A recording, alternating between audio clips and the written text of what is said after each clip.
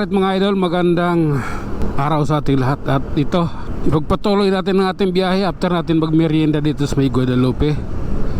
Ayan, napakaluwag ng kalsada dito mga idol. Pero malalaman natin yan sa baba kung anong kalagayan. Kasi ginagawa yun nandiyan, no?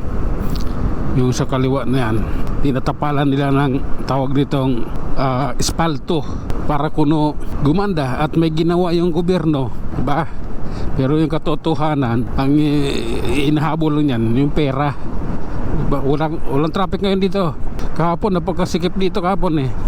Ngayon, mayos na, binalik na pala yung yung concrete barrier. Binalik na, ibig sabihin, paldo na sila. Pumaldo na naman ang mga kawatan. Ay, Diyos ko Lord eh. Dapat yung mga yan, pinagkukuha na ng isa tanas yung mga yan eh.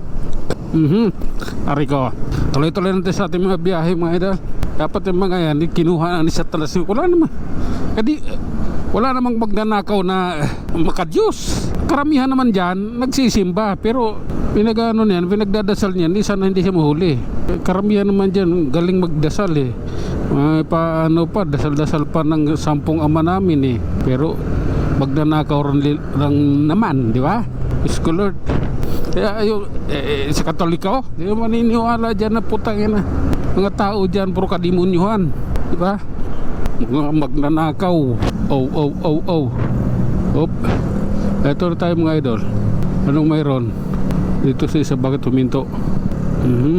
Sige lang. Okay.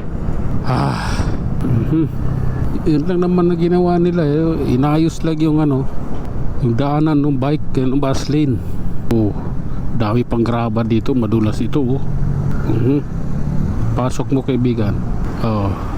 Diba?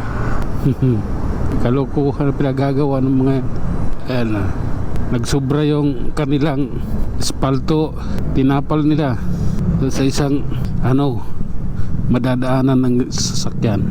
Ayan, diba? Kalokohan na yung pinagagawa nila. Oh my God, lalay lang.